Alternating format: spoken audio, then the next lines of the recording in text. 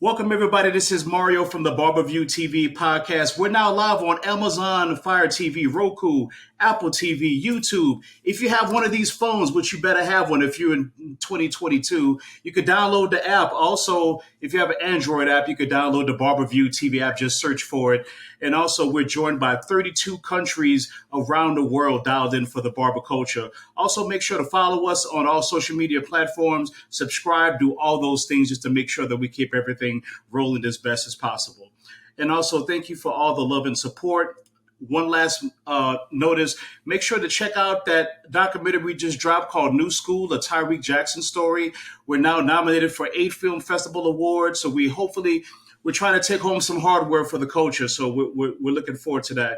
Joining us today from Denton, Texas, just an awesome barber. You could check her out on Melinda at TBDC. What is it? TDBC? All these alphabets. It's too early for alphabets. Go ahead and give it to us again. TDBC. The Denton Barber. Jesus Christ. I need to start that from scratch all over again. So, just an awesome person, awesome personality. Of a barber that is a female. Notice what I just said there, not a female barber. She is a barber that is a female. Just dope cuts, dope designs. I can't wait to come out there and to Texas. I'm a rack my big hat, my big belt buckle, and show people what's popping. All the way from Denton, Texas. Melinda, how you doing today? I'm doing great. How are you doing? Awesome. Thank you so much for joining the show. I love your energy. I mean, your cuts are super dope. Tell me how you got started in the barber business. What inspired you to be a barber? Well, so I went to cosmetology with a friend of mine that already had his barber's light. He was already a barber. And I'll never forget, he told me, when you're doing the mustache, it's like putting on lip liner. And the beard is like contouring the woman's cheek. So I got a job at Great Clips when I finished the Cosmo school. And it just never left my head. And I really love cutting hair. I do not enjoy doing all the other 12-hour hair color stuff. So he called me in 2018, asked me if I wanted to go work with him, but he was at a full service salon, so I backed up. And he called me in 2019 and asked me if I wanted to come work with him. He's like, I have my own barbershop. I was like, bet. So I was here the day the doors opened, and I'm still here now. We've been the best of Denton 2 years in a row, so I'm in a good spot. So you guys hear that this is breaking news. If you want the best cut, drive to Denton, Texas. Definitely worth it. And also just all of the work and just the big family environment there seems super cool. So yeah, I definitely can't wait to get out there. So you started here in the United States, or did you come from somewhere else, or were you born here in the United States? No, I was born in the U.S. My father's in the Philippines, but I was born here, and I moved to Austin, Texas, and I was a tattoo artist for about 20 years. And I moved to Denton just to get away from everything and try something different. And I would watch dreadlocks. I was infatuated with them for years. I don't know why. And I would watch tutorials. And one day a questionnaire popped up, asked if I would be interested in a career in the hair industry. I was like, sure. So that's how that happened. And now I do dreadlocks like all the time. That's like one of my favorite services to do, actually. Yeah, because you're more creating than, well, with clippers you're kind of creating too, right? But I guess it's more of a not a, I don't want to say a high, repetition base, but it does have some relaxation associated with it for sure. Uh, as far as the tattoo industry, you bring up a good point there. How does that tie into the barber industry? Do you feel like it was easy because you were an artist per se already? Kind of walk us through that. Yes, totally. When I do my designs and my color, I love doing designs. That's one of my favorite things to do is the hair designs. I'm not cocky, but I'm confident. I'm confident that I could do pretty much any picture or anything that comes through my head. And that's where the artistry came from. Because like I know the depth perception, I know the shadows and how to make it pop and how to like it just it just comes to me naturally. I don't know. Like if somebody tells me what they want, I just envision it. I just put it out there. That's It's fun. dope. I love this industry. I couldn't be in a better environment because tattooing, it's fun, but it's energy draining because people don't Ah, realize that.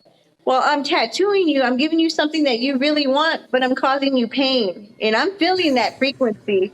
And for 20 years of my life, I kept feeling that, and it just drained me, I guess, at some point. So when I cut hair, I'm not making nobody bleed, hopefully. So it comes out perfect. yeah, it's funny, but it does make perfect sense the way you say that. So tell us about the just the flavor in Denton, Texas. Is it its own thing from Dallas, or kind of walk us through like is Denton its own different style, or are people asking for things that's different in other cities like Dallas or Fort Worth? So Denton is a small city. I'm from Austin and El Paso. Every city I lived in has been like a very humongous city. And Denton is small. I didn't even know this place existed. It's 45 minutes north of Dallas. I really didn't. It's 45 minutes north of Dallas, and it's very.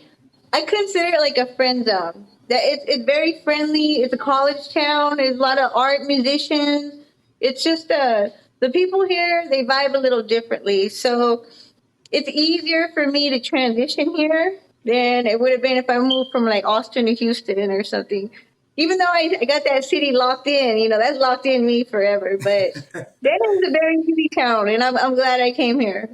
It's this is for me. This is where I need to be. But I'm not stopping. That I'm gonna keep growing. So Gotcha. So is Denton like your final resting stop? Do you think you're just gonna put roots in there, or right now you're just dealing with this current chapter in your career? So, as you just said, this is a current chapter, but I do have young children. I have a 2 and a 6-year-old, and they are in Hmm. school here. So I just need to make sure they're established. But at the same time, I do want to keep chasing my dream. Like I want to be able to travel and do art. I want to be able to travel and cut hair or do whatever the SMP, whatever somebody needs. That's what I want to be. I want to be able to be that person that can jump on a plane and help you out. The money, yeah, the money's gonna come. I'm not focused on that. I'm more focused on what makes me feel good because I know I got the money's there. I'm gonna have money just like Yeah. I have bills. I just want to be able to feel that burn that you feel. That fire that you feel that just makes you want to keep doing more and more. For instance, we did back to school cuts, free cut Saturday, and then I love every minute of it. I didn't get paid not a dime for. We did our shop did 102 children here in Denton from 9 till Wow. 1. Yeah, that was awesome. That makes me feel really good. I really enjoy that. I enjoy when my Yeah. That. clients. Yeah, when we click, I love that. I just love it's the energy really. That's what I go off of energy from now on. That's just me. So tell us a little bit about what you if when I sit in your chair, right? When I sit in your chair, what am I expecting as a customer? You're expecting a professional cut. I mean, you're gonna. So our shop has a vibe. Like when you walk in, I'm probably the most friendliest person. Everybody else might not smile as big as I do, but so I guess you would expect us to get the top notch service and everything that comes with it. Like for instance, we Got have a full service that we provide. It has hot towels, steamers, shave, cut, shampoo. I just add like a little facial in there just to, make you feel good, get you mhm. relaxed. Gotcha. So, you started cutting in Denton, or you came from Austin to Denton to start No, cutting? I started cutting here in Denton. I left all that tattoo Gotcha. stuff in Austin. Is it a hard thing for you to go back to? And we'll get into the SMP in just a moment. But do you find yourself always saying, "Man, I wish I would have like"? Was it a clean divorce, or you like done with tattooing before you get to SMP? By the way. So as of now, I am done. But at the end of the month, I'm going to pick up the machine again and I'm going to start doing the SMP. And so that being said, I'm pretty sure I'm going to go back into everything else because I am certified to do permanent makeup. And I've done that before. It's just it's just not, it just wasn't really filling my heart. But the SMP, I get it. You know, the reason I got into permanent makeup is because this little cute little old couple walked into my shop one day and they asked if I did eyebrows. And I was like, well, we can. And the lady was shaking. She wouldn't even, she had Parkinson's. And so when I Oh, laid her down and I finished doing it, she looked in the mirror and started crying. And that just made my heart melt. I was like, man, I got to do this. I got to help these people. And so I noticed a lot of my clients have receding hairlines and like I just thought about it. I was like, you know, God set me up, the universe set me up for this my whole life. I've been trained for this my whole life, so I might as well live through my gift. You know, I've heard that before. You know, it's not making money what makes you successful. It's living through your gift. definitely. Sorry, I people mean, keep like walking in me. and out. Oh no, I'm just glad to get you. I know it's mad crazy. I'm glad to get you on a Thursday for sure. But like me, Well, I think sometimes too good. right here, I need a little bit of help right here. But honestly, I don't know if I wanted to go to SMP route or do like partial because of the fact that I may want to rock this as long as I can rock it, right? But so I'm kind of on the fence. I'm interested. Shouts out to my man Barber Murphy, my partner at Altitude Barbershop in Denver. He does it as well, and he's been poking me to get it, but I don't need it quite yet. But I'm definitely when I'm ready to take all this home, all this luxurious Puerto Rican pair right here, then I'll definitely can consider. Do you think you have an added edge on being a tattoo artist and being in that artistic space to Yeah. as far as within designs? Tell us a little bit about your approach because I know you said you love designs, but do you think that the tattoo aspect of your business kind of help visualize the things that you could do now? Oh yeah, definitely. That's like I said, I've been prepared for this my whole life. I just didn't even know it.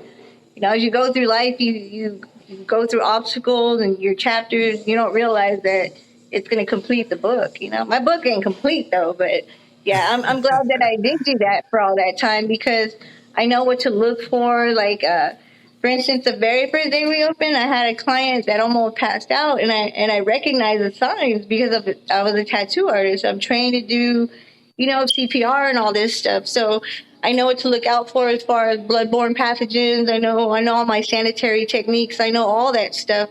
So when I do go into the SMP, I already know how to do it. That's basically a tattoo shop. It's just a tattoo shop setup. That's what it is.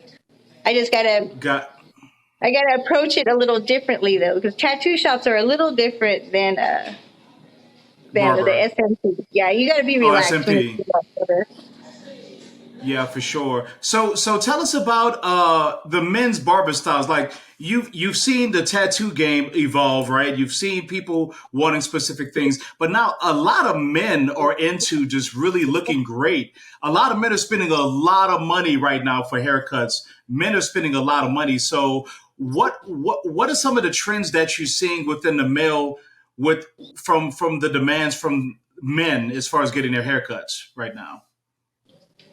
So yeah, I just noticed that the men are actually very meticulous, and I've always thought that hair has always been my most favorite accessory, and I believe that's with anybody in this planet. Like everybody, like so. I think the most I guess requested would be like the edge up. That's the most Yeah. detail that I have to go by. Everything really, everything is very important for a man. And I love facial hair. That I think if you get that edged up and faded down right, they gonna love you. They gonna always come back because I think it's a very important aspect. You know, like it's the best feature of a man. I just well, not everybody. Hold on, let me back up. Not all men have beards. No, it just and you just gotta know, you gotta kind of get what they want. If you can't visualize it, then it's kind of hard to create it for that person. You know what I'm saying? So Yeah, that for I like to sure. vibe with my clients. You know, I haven't had I've had one person sit in my chair that wasn't he just wasn't happy with everything in life. So that those you can't please everyone, but I do try my best to make everybody love me by the time they're done. in my chair. And sometimes it's hard, but Yeah, sometimes you just can't please everybody, but you definitely do your best. As far as being a barber, that was a female. Did you feel I'm sorry, coming from the tattoo world, was it the same? I'm sorry, was it the same separation from the tattoo world to the barber world as far as how they respected you in your profession as a female? yeah, it was, yeah. So for the most part, nowadays people are more open to the females being in the working field.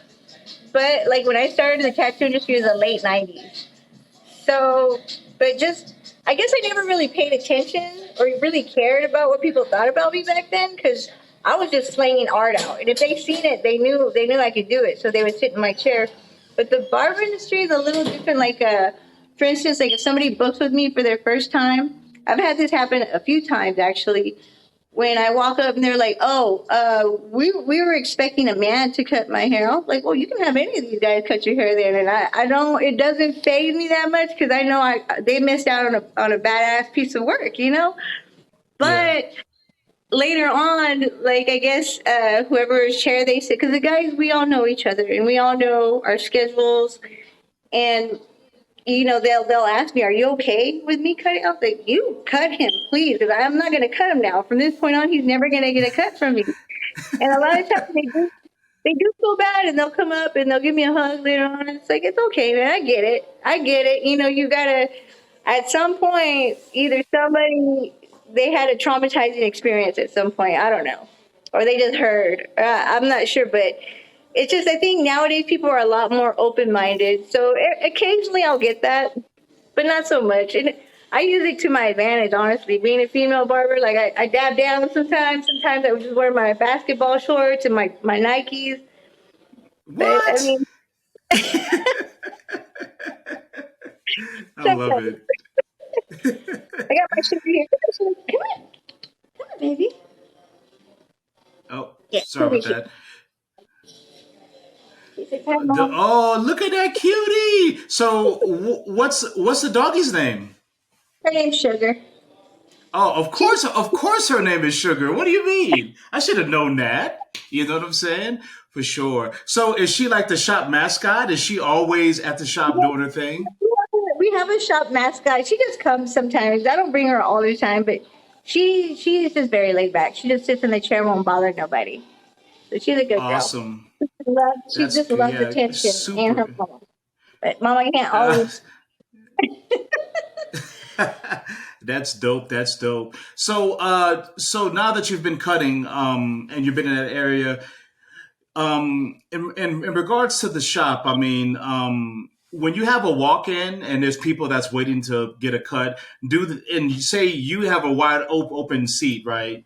And would they still go to you, or do they ask, hey, is anyone else available, or do they take a chance on you in that spot, knowing that you're a dope artist, not even knowing that you are awesome in what you do, but do you still feel like they'll look at you like, I don't know, I don't trust her. Let me go to a male. Do you get that Yeah, sometimes?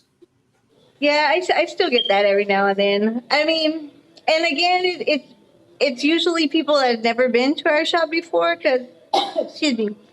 Um, like we actually have a few females in our shop. For the longest, it was just me and a Kate, the lady barber, but she's no longer with us. Now we have two other females, and we all sit next to each other. So we got the ladies' corner.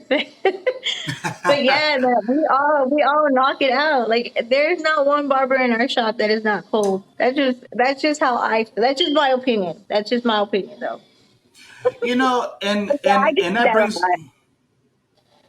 Yeah, and that kind of brings up a good point because of the fact that you have to know how to cut to be in the barbershop, or you're going to stick out like a sore thumb. So it's kind of interesting how people still go into the shop and, like, I don't know, if you think about it, it's almost like it doesn't matter who your waiter is in a restaurant, like you're still going to get the same service as long as the training's the same. So it's quite interesting that still happens. So I heard you mention the SMP game. What makes you want to get into that game right now?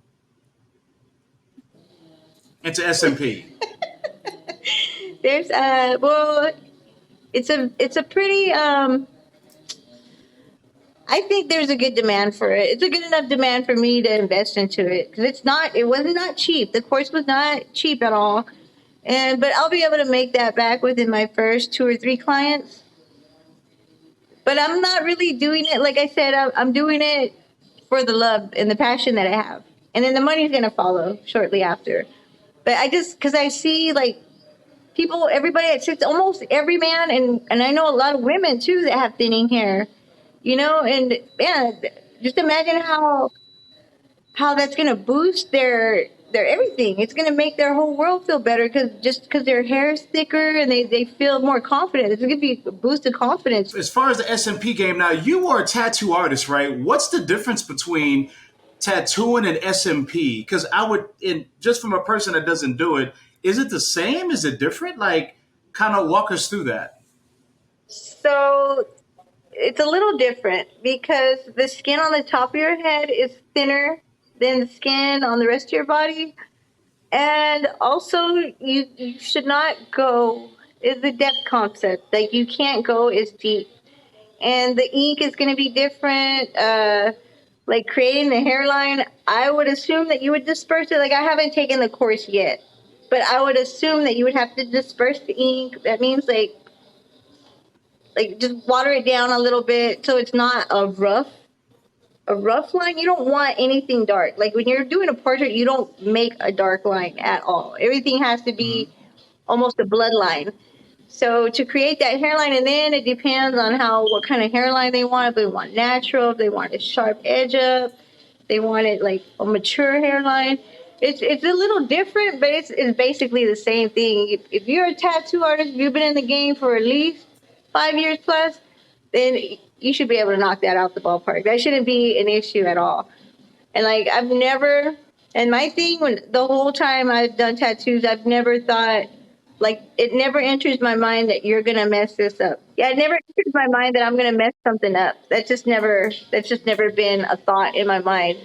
Because you can't have that kind of thought if you're doing something permanently on somebody for life. So Gotcha. That's dope. So what's in the future for you? I know you're in Denton now. You've been there for 2 years. You're about to get into the SMP game. What next is down the line for you? What can we expect for your future? So I'm gonna start this SMP really soon. I haven't told anybody except till now. So everybody is supposed to know. It's not a secret no more. Um, I mean, I would like to travel. I would love to travel. It's in the making. It's gonna happen. It's just when the universe and God's timing it collides, that's when it's gonna happen. But I would love to have a shop where there's a barber shop upstairs and then the SMP downstairs or in a separate area. I would love to mix in maybe a bar at some point in that. Like I seen this thing yesterday called Scotch and Scissors, and that was really interesting. Thank you so much for your time. Let the people Thank know you. how they could book you for a dope cut in Denton, Texas. Okay, so I'm on Instagram, Chinita Cuts, Chinita underscore cuts. Or I'm at the Denton Barber Company. You could Google the Denton Barber Company.